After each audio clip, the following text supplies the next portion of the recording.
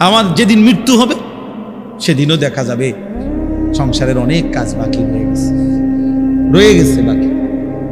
হয় চেয়ারের ফায়া ভাঙ্গা, জানালার চিটকারি ভাঙ্গা, হ্যাঁ সোফাটার মধ্যে বার্নিশ করলে বালা ছিল, ফ্রিজের তলে দিয়া পানি ভরে, নুন নাই, তেল নাই, সাবান নাই, এই না? তাহলে স্বার্থপর এই দুনিয়া শেষ করা যায়, দুনিয়ার প্রয়োজন শেষ হয় না বন্ধু।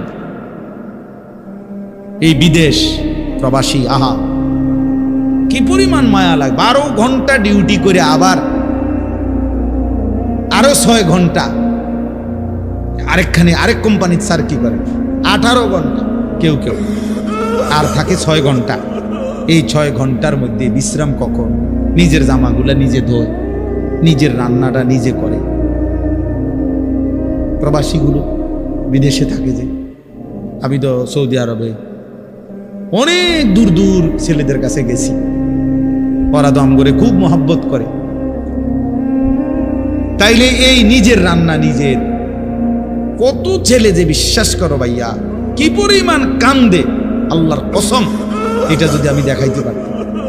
এখান থেকে এটা বিদেশ অনেক কষ্ট, এই কথাটা কইলো তুমি বুঝদা না ভাইয়া, অনেক কষ্ট। এটা কইলো তুমি বুঝদা না, এটা কইতে তো 1 মিনিট লাগছে, আর অনেক কষ্ট। তো বাস্তবতা হলো তার চাইতে অনেক বেশি কষ্ট।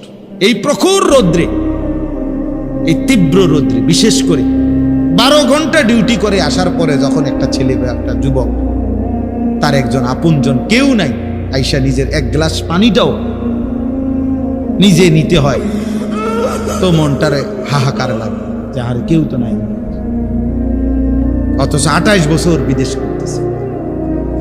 এক ছেলে দেখা হইলো লাস্টের দিকে, ওই আমার দেখে জড়াই ধরে কাঁদতেছে। আমি বললাম, বাবা তুমি আজ কতদিন হয়েছে আইসো? কয় যে হুজুর 3 বছর। এই শেষ আমার যে ছেলেটা খেজুর আইনা দিছে মদিনায়, ও ছেলেটা বলতেছে হুজুর আজ 3 বছর হয়েছে বাড়ির থেকে আসছি, একবারও যাই নাই। আমি যাইবা কখন? কয় হুজুর একটা আইডিয়া করছি, যে ঋণগুলো করছি আরো 3 বছর যদি বিদেশ করি তাহলে ঋণগুলো শেষ হবে, তো আশা আছে হুজুর এরপরে যাবো। এই কদ্দুর অল্প বয়সী ছেলে, হ্যাঁ ভাইয়া। এই জন্য সে যাইয়া হয়তো অনেক দুঃখের কথা বলে না বাড়িতে, যে মা কানবো, বাপে কানবে, বা বউ বাচ্চারা কানবো। এই জন্য অনেকে অনেক নিজের দুঃখের কথা বলে না, কষ্টের কথা নিজেই হজম করে পড়ে থাকে। কিন্তু তীব্র কষ্ট করিয়া বুকটা মাটিত লাইগা যায়, এরপরে 2টা টাকা জমাইয়া এরপরে বাড়িতে টাকা পাঠায়, না খাইয়া না দেয়। এই কখনো একটা দোকান থেকে একটা বার্গার, কখনো একটা 1 টুকরা মুরগি, একটা কিছু খাইয়া শুইয়া লায়। ক্লান্তিতে আর ভাল লাগে না, যে কিটা রাখবো, শরীরে আর কুলাইতেছে না, এতক্ষণ ডিউটি করে আইসা।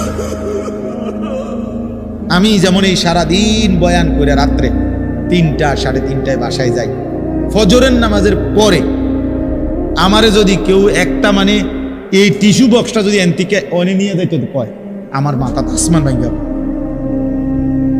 আমার আর কিচ্ছু শরীরে কুলায় না তখন আর, কথার কথা। তাহলে আমি আমার অভিজ্ঞতা থেকে বললাম। তো ওই ছেলেটাও তো এরকম 12টা ঘন্টা ডিউটি করে আইসা সে যখন তার রুমে আসে, তার শরীরে আর 1 বিন্দু এনার্জি থাকে না। এই জন্য দোস্ত আমার, বন্ধু আমার, স্বার্থপর বড় দুনিয়া, যে দুনিয়া কষ্টই করা যায় কিন্তু চাহিদা পূরণ হয় না।